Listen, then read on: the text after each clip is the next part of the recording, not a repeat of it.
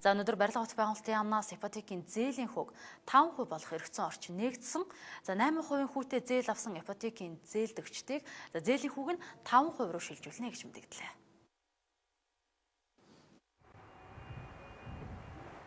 $100 м квадрат хүртэлх байрыг 5%, 100-аас дээш метр квадраттай байрыг 8% хүүтэй болгох бүрэн боломжтой гэдгийг хэлж байна. 8%-ыг 5% болгож шилжүүлэхэд 790 гаруй тэрбум төгрөг шаардлагатай байгаа гэдгийг барилга хот байгуулалтын яамнаас тооцоолжээ. Иргэдийн зээлийн судалгааг авч үзээд ерөнхий баримжаа тооцоо хийж үзсэн. Тэгэхэд бол одоо 790 тэрбум төгрөгийн санхүүжилт шаардлагатай байна гэсэн үржилсэн тооцоо гаргасан. Тийм, шилжээ зөрүүгийн санхүүжүүлэх. Өнгөрсөн оны 12 дугаар сард барилга хот байгуулалтын яам болон Голомт банк иргэдийг урьдчилгаа төлбөрийн 10% төлөөд ипотекийн зээлд хамрагдах боломжийг нээсэн хамтран ажиллах гэрээнд гар үсэг зурж байсан. Энэ хамтын ажиллагааны гэрээ хിവэрэ байгаа гэдгийг барилга хот байгуулалтын сайд хэлж байна. Тодорхойлбол зээл авахар баримт бичгээ бүрдүүлсэн иргэд болон шинээр зээл сонирхсан хэн бүхэн ипотекийн зээлийн урьдчилгаа 10%-ийг төлөөд үлдсэн 20%-ийг банк батлан дааж иргэд зээлд хамрагдах боломжтой гэж энэхүү гэрээ хийж байсан билээ. Арилжааны банкуд энэ асуудлыг аваад явах бүрэн боломжтой.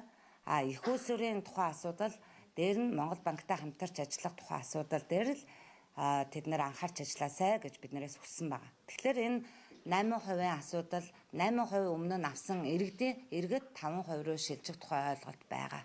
12 дахь сараас өмнөх тийм ээ өмнөх одоо орон сууцны жишг үнээр гэдэг ч юм уу те зээлээ олгоноч гэдэг юм. Энэ тогтвортой байлгах тал дээр нь бид санал оруулж байгаа. Дэвшүүлнэ гэж уриалга гаргана гэж үзэж байгаа.